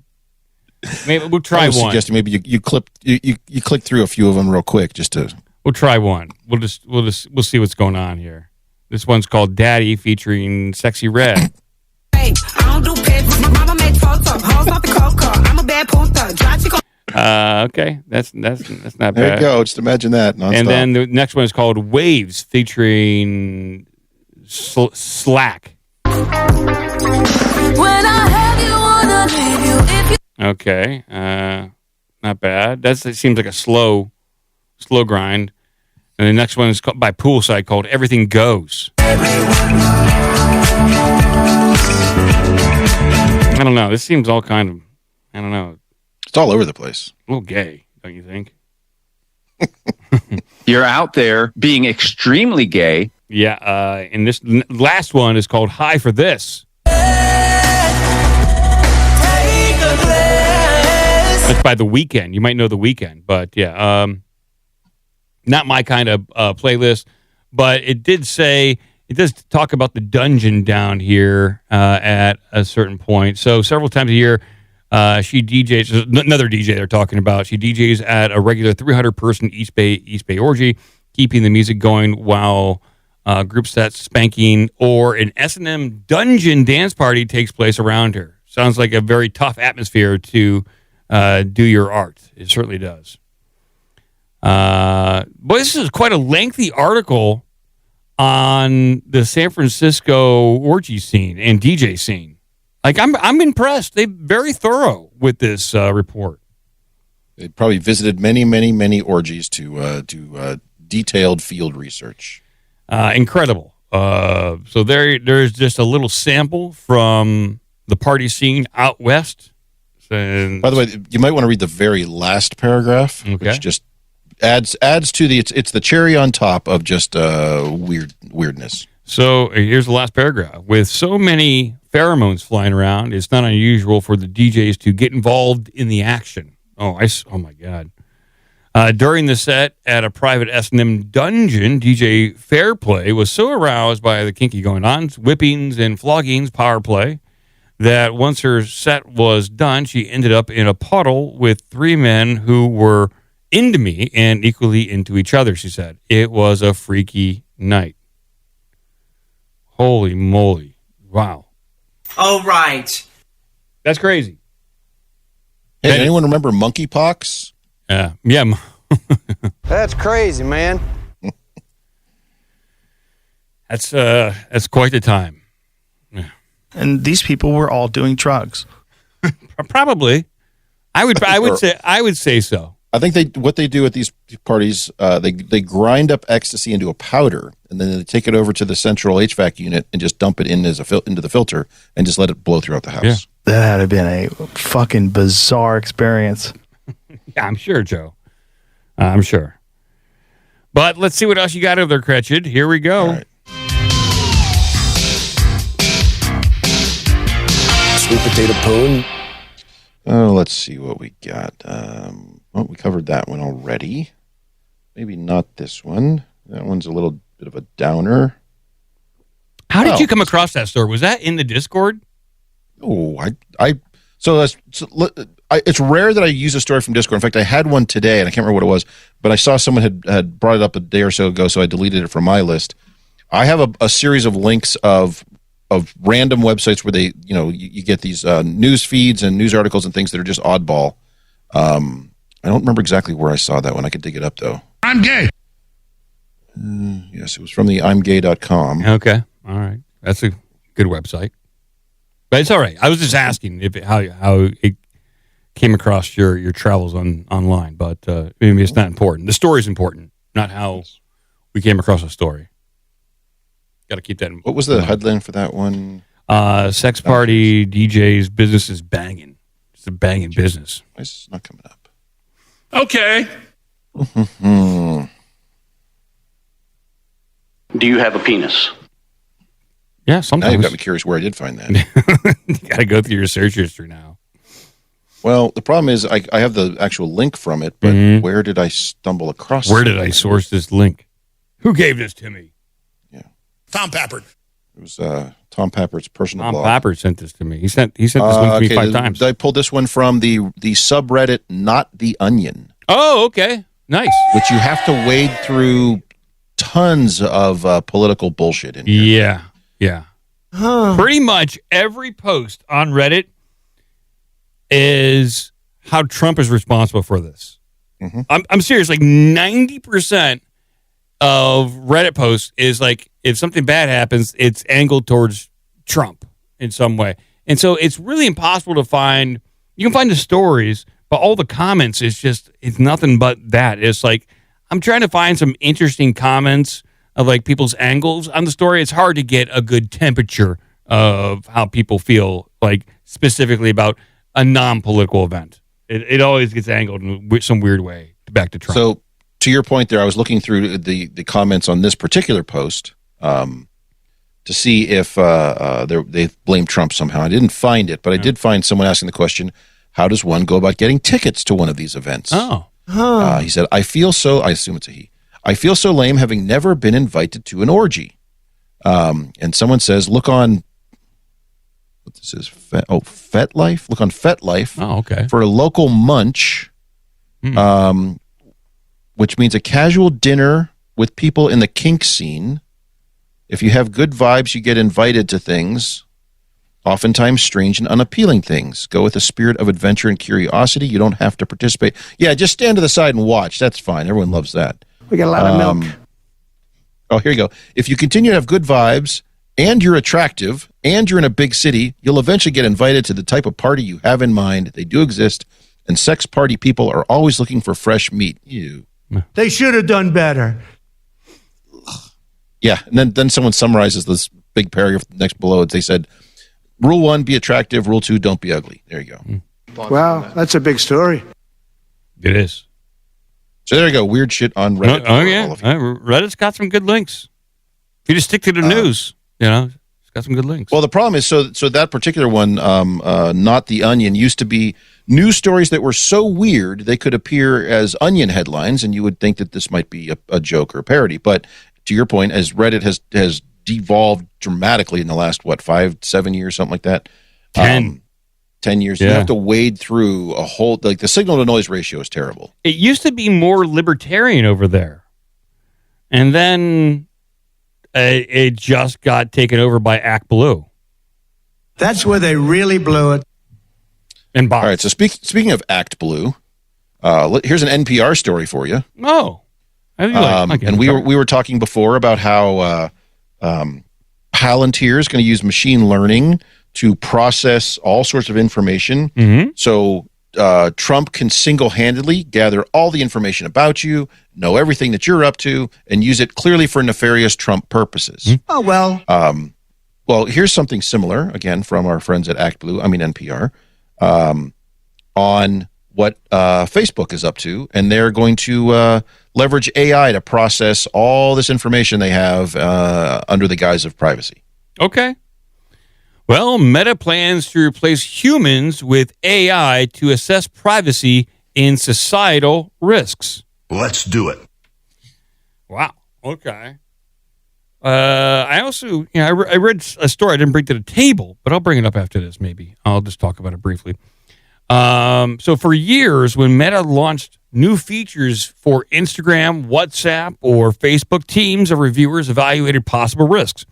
Could it violate users' privacy? Could it cause harm to minors? Could it worsen the spread of misleading, toxic content? So a lot of questions there that they're trying to ask. What's that idiot's name? Yeah. So what gender are you? Okay. Another question. Until recently, what are known inside Meta as privacy and integrity reviews were conducted almost entirely by human evaluators. But now, according to an internal company document obtained by NPR, it sounds like it was given to NPR. It was obtained. They were there with flashlights in the middle of the night. They're rappelling down from the window washing scaffold. They're cutting holes on the glass like Mission Impossible. No, yeah, they just But this document was obtained by NPR. Up to 90% of all risk assessments will soon be automated. In practice, this means things like critical updates to Meta's algorithm, new safety features, and changes to how content is allowed to be shared across the company's platforms will mostly be approved by a system powered by artificial intelligence. This sucks. And I'll tell you why. Because it doesn't do a good job at evaluating true risk. My wife battles this. And like she just shows like her bare back. That's her thumbnail. She shows a bare back. That is it. It is not like that risque. And they will demonetize her just for showing a bare back. And it's an automated system. Now, she'll challenge it, and then it'll get reviewed by a human. And they'll say, okay, yeah, sure. You're not showing anything more than what an average person can see at any beach in America. Not that big of a deal. And she's not even like overly sexualizing herself like some other content creators out there. And then she'll get flagged and then go through a human reviewer process. They'll give her back monetization, and then she'll get flagged again because it got re-evaluated by an automated process, a robot computer probably, and then she gets demonetized again. And this is exactly what will happen at Meta and Facebook in general, is that they will probably wind up being too heavy-handed with it, and to where people can no longer have discussions. They can't post anything that they want. And basically, everyone will be banned. So everyone's going to be banned and canceled because this is what they're doing. Well, I suppose it also depends on if it does get reviewed, and when it gets reviewed by a human. You know, what's their perspective, and if you get somebody who also moonlights as a DJ at these sex dungeons, they may be a little more open to things like that. Yeah, it's possible. All sex dungeon stuff will be allowed. Anything that's not sex dungeon related is banned and canceled. Mm-hmm. That's just the way it's going to be. Unfortunate, but that's the goddamn world we live in, where this is it. So how does this all end up? A former Meta employee, engineers are not privacy experts. I would still take a human over this. Moving faster to assess risks of self-defeating. Okay, that's another. I would just go down to the bottom there. It says Prodi said automating. Start there. Prodi said automating risk reviews and giving product teams more say about the potential risk posed by products updates in 90% of cases is intended to simplify decision making. But some insiders say that Rosie's summary of removing humans from a risk assessment process greatly downplays the problem the changes could cause. Quote, I think it's fairly irresponsible given the intention of why we exist, said the Meta employee close to the risk review process. We provide the human perspective on how things can go wrong. I would agree, like with how complicated some content can be and what privacy really means. I would hate to leave this up to a computer. They're not that smart. They just make up stuff. And I was using Chat GPT to help gather stuff for Goatman and get some stories and just like format my text. And it just made up Goatman stories for me. And I knew the Goatman stories, and then it inserted like a new Goatman story that I never heard. And I was like, are you sure about this one? I was like, I'm looking at the book right now of where you say this story should be, I am not seeing it. Yep. And then it was like, oh, you're right. It doesn't actually exist. I had to call it on its BS. Gotcha. And it's like, I know the Goatman stories. Like, and you're giving me this brand new one that I'd never heard of before. And it just made it up. It's just like, oh, here's a fun Goatman story I just made up for you. Yeah, I had a similar experience where it was a long series of articles, and I dumped it into ChatGPT because I was reading articles about how to be better at prompting, and it said ask it to summarize long articles. Mm-hmm. And I put it in there, and I said, I can't remember exactly what the article was about, but it was like the top 5 things about such. I was like, summarize these, and it got the first 3 correct.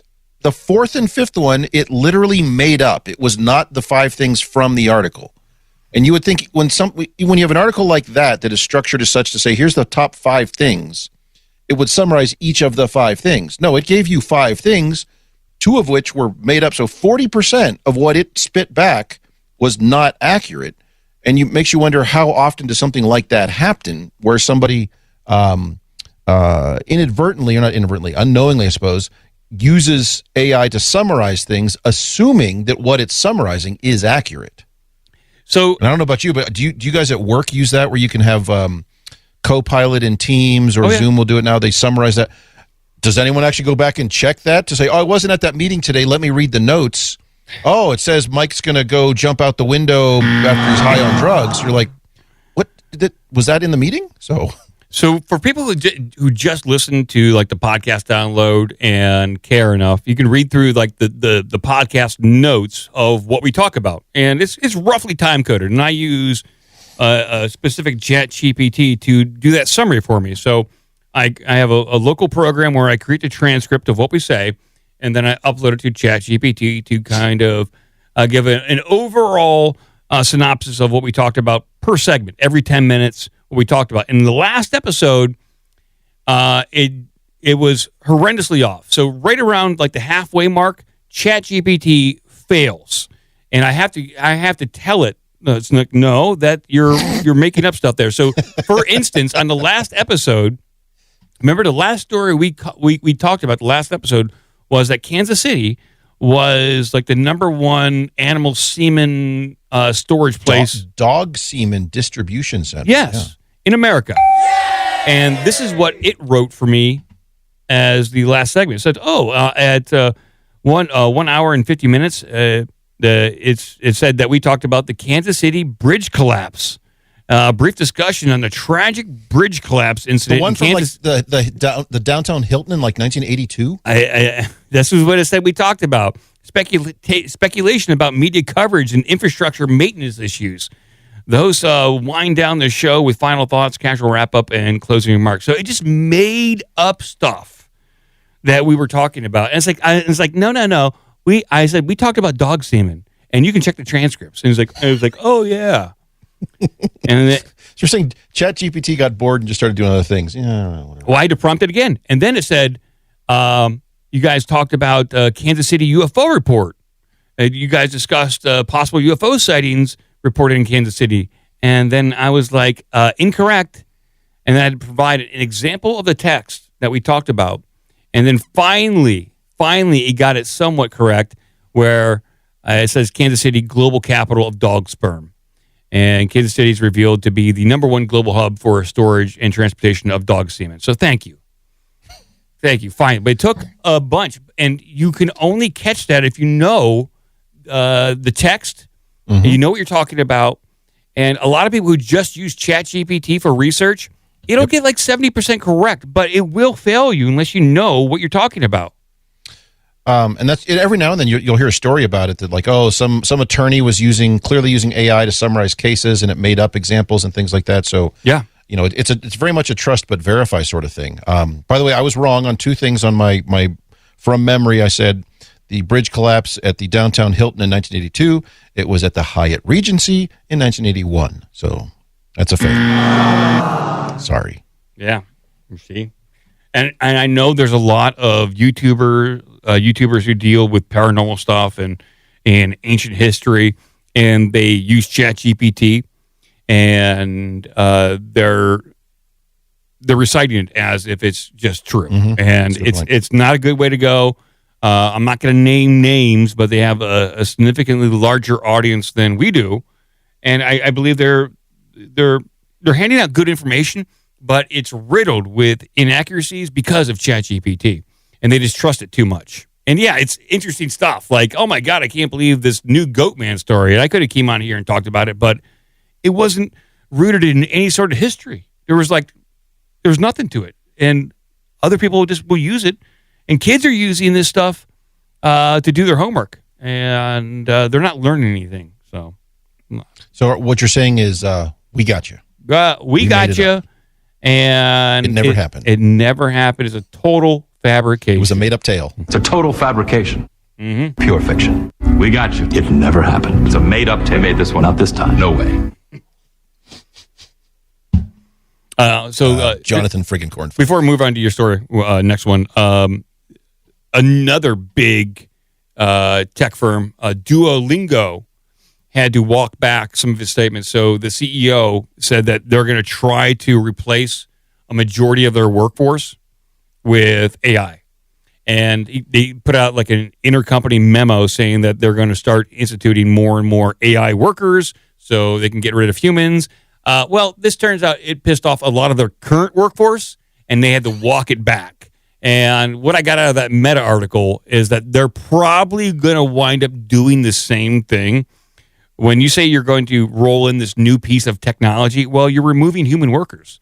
And it's going to look bad for the company. I know everyone's trying to save a buck, but ultimately, I think people are just going to be incredibly disappointed with how. Well, to be fair, at large Silicon Valley firms, and I don't know how big Duolingo's workforce is, but we've repeatedly seen layoffs in the tens of thousands. And from the customer-facing side, I mean, I can't speak to development or what they had working on in the pipeline or whatnot, but from the customer-facing side, nothing changes. And it makes you wonder, okay, Meta lays off 25,000 people. What exactly were they doing? Because it's not like they were building cars on an assembly line. Yeah, I know. So same with like what happened at Twitter. Elon axed 80% of the people, and it still functions just fine. So yeah, it still works just fine. So yeah, I get it. Yeah, sometimes you can get rid of some people. Sometimes you have to cut the crust off the shit sandwich. And for people in the chat, no, I was not talking about Sam. I was not talking about Sam. I was talking about a guy from Florida. Okay, not Sam. A guy from Florida. Yeah. Guy Fieri? Nah, from Florida? Fieri's from Columbus, Ohio. Yep. Oh. It's the only guy I know. Yeah. All right, let's move on. Well, I do know eulogy. What's that? Nothing. Just go ahead. All right. Fuck you! I'm trying to help you, motherfucker! There she is. I found her. Yeah, but where's the accuser? You motherfucking accuser! There it is. Yeah. J'accuse. Let's see what we got here. We got a few minutes. Let's see. Do we want more people behaving badly on airlines? We got cars keep wrecking at the same intersection. We got the Belgians stealing from the Dutch. We have more meth and crime news, and then one about another, let's just say, naked dude doing naked stuff. Naked dude doing naked stuff. So we had the one last time where the naked guy was in a shed. That's pretty fun. People love that one, and they love the song too. Yeah, let's do a naked guy. All right, it's a home run almost every time. So another naked guy, I'm sure on some sort of drugs, maybe he couldn't get into one of the San Francisco Bay Area orgies. Yeah, sometimes he takes it upon himself to host his own one-man orgy. The police get called. Doesn't go well. All right. Let's bring this open. All right. Naked man with penis pump arrested near Ocala gas station, police say. Ocala gas station. More Florida nonsense. This is quite the story. Wow. Okay. Well, this is unfortunate. He was just trying to do what he does, but we'll read this and see what happens. A 63-year-old man was arrested after he allegedly traveled to an Ocala gas station, took off his clothes, and used a device known as a penis pump while waiting for an unknown woman to arrive for sex. I have to do it. around 2:45 p.m. on Monday the 26th. But shouldn't you be at work? Maybe. It's a national holiday. Oh, you're right. You know what? Memorial Day weekend. You know what? No better way to honor our troops than to grab your penis pump and head down to the gas station. Hang out at the gas station on Memorial Day for a little bit of afternoon delight. So the Ocala Police Department officers responded to the racetrack gas station in Ocala after receiving reports of a man who was naked by the semi-truck gas pumps, according to the arrest report. A witness. He wasn't even like waiting in his car. He was just wandering around. He's just, hey, what's going on around here? Witness waiting for someone to come by here. So I got 10 minutes. Witness told the OPD that a fully naked man, later identified by police as Morriston, as a Morriston resident, Edmund Joseph Claremont IV. Oh, he's of royalty. So disappointing from so regal. His rich history of his family there. Was observed exiting a pickup truck. According to the witness, Claremont had a clear and black penis pump attached to his penis. So he got out of the truck like that. He's ready to rock. After witnesses reported the incident to the gas station, several employees confronted Claremont. Moments later, Claremont entered his pickup truck and drove away from the business. Well, did he ever meet with the women? I don't know. Did he find? I don't know. Okay. He wants to go to a place where he can get some drugs, meet some women. Yeah, he wants. I'm trying to find some drugs, women. Where's my Steven Seagal barely speaking? I want you to take me someplace where I can find some drugs and some women. This is Ocala gas station. Go to the racetrack gas station in Ocala, Florida. Upon arrival at the gas station, the officers reviewed video surveillance footage, which allegedly shows Claremont wiping down his vehicle without any clothes on. The officers noted. Well, it's hot. Yeah, it is. It is Florida, so he's probably very Florida sweaty. in late May, it's hot. The officers noted in a report that Claremont was fully naked in public. The officers spotted the pickup truck matching the description of the vehicle provided by the witnesses. When the officers attempted to conduct a traffic stop, the vehicle headed towards the intersection. The pickup truck's driver, Claremont, was observed putting his clothes back on while being pursued. It's very tough to do. Very talented. Yeah, he's talented there. He's getting dressed while he's driving. Now, also, they don't say it. Was he maintaining the penis pump? What do you call it? The seal. I see what you're saying. Like, so he just kind of put the clothes on over it. I don't know. Yeah, he's still looking for this woman he's supposed to meet.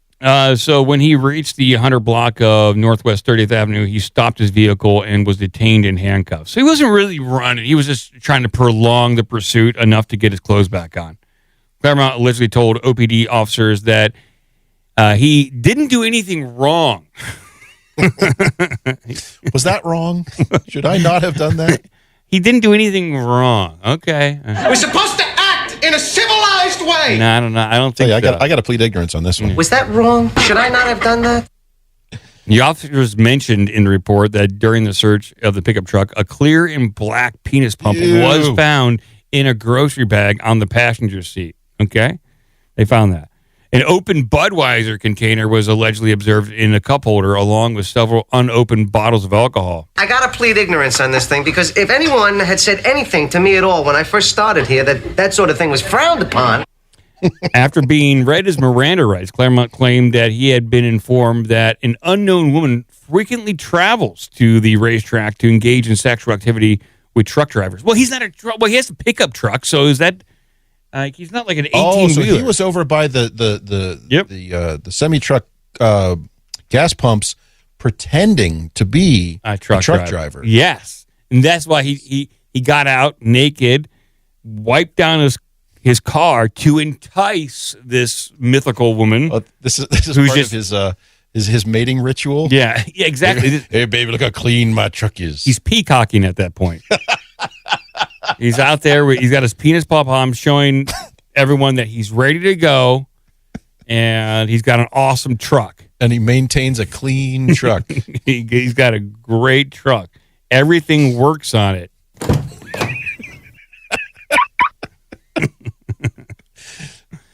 I dare you to make that the episode art. A naked guy I don't know if I could get one done on not on ChatGPT or Midjourney. I'd have to go to someplace else.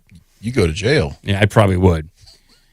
So he went to the racetrack to engage in sexual activity with an unknown woman. He states that his wife had passed away several years ago, and he just wanted to have sexual intercourse with an unknown female for pleasure. Okay. So he's there to meet a lot lizard, but he's not driving a truck. That's correct. He's driving around honking his horn, looking for anybody. There you go. He puts a truck horn on his pickup, drives around trying to trick him. I think I see one back there. Back by pump 6. Back up. Claremont was placed under arrest and booked into the Marion County Jail, where he's currently being held on $1,500 bond. We can get him out. You want to take up? You want to? We can crowdfund a what's the GoFundMe? GoFundMe to get him out and buy him a new penis pump. Here you go. Because the cops stole this one. They stole yours. They broke that one. He got lost by the way, in the in evidence the chat. locker. We have in the chat. We have Road Vagabond Life says this is stolen trucker valor. It is. You know what? These truckers, they work hard for their money, and you need to treat them right. Okay. He is being charged with exposure of sexual organs and failing or refusing to obey law enforcement officers. Well, he just took his time to pull over. He didn't refuse. And I would challenge that one in court. A good lawyer will get that one thrown out. Because if he didn't have his pants on when he was pulled over, the cops would have charged him with something else, like exposing, I think he did the appropriate thing. That's a good point. You're right. If he leaps out of his truck with pump still attached and starts charging at him, he's going to get shot like the other guy. Yes. And this is another. We know that they'll shoot anybody down in Florida. In Florida, you charge at cops. They don't care if you're carrying scissors, garden shears, penis pump, whatever. You're going down.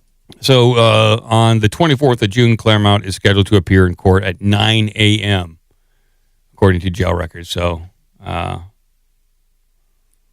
right. Guess we'll see how it goes. That's a 30-day cool off to wait for that. Yeah, I'm sure he probably regrets this at this point. Maybe. Not less. This lot lizard reads about a story and contacts him. Like he might be famous now on the circuit. Let's see. She'll bail him out. Yeah, maybe. Feel sorry for him. We're getting out of here. I just like the concept of this guy hearing about this and just going down there just naked. This sounds like a good idea. Just gonna go wander around the racetrack gas station. Just making an announcement. I'm here. I'm ready. Look how clean my truck is. Freshly washed.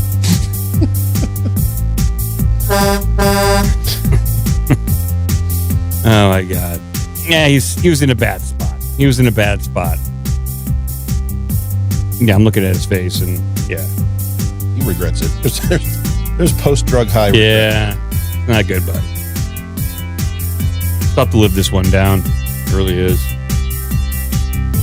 But we'll be back on Wednesday for episode 299, people. 299. And we'll see what happens. We will see what happens. It's all happening, but we'll see what happens.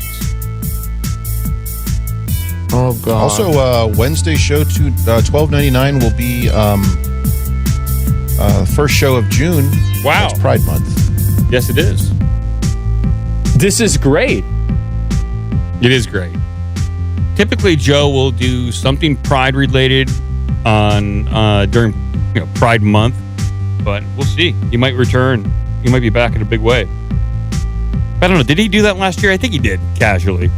I don't know. It's just the one time a year I can wear a tiny hat. That is true. Yeah. Okay, buddy.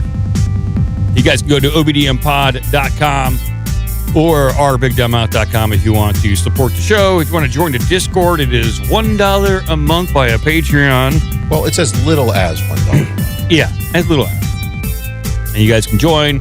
higher memberships get you access to old OBDM episodes, a bunch of Art Bell stuff, crazy, weird, paranormal clips. The RSS feed for the Patreon is just packed full of content. Yeah, too much. Classic Howard Stearns episodes on there. There's too much content.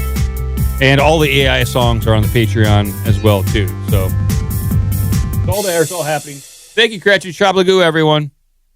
Keep watching the skis. There's dudes with penis pumps out there. We are not winning. We don't win anymore. Do you have a penis? That's horrible.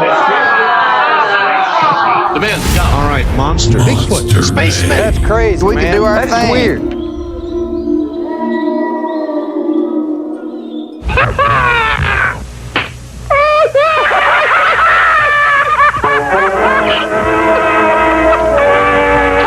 That's about all. Shablagoo. Sit, Ubu, sit. Good dog. Till next time, take care of yourself and each other. Until next week. Nanu. Nanu.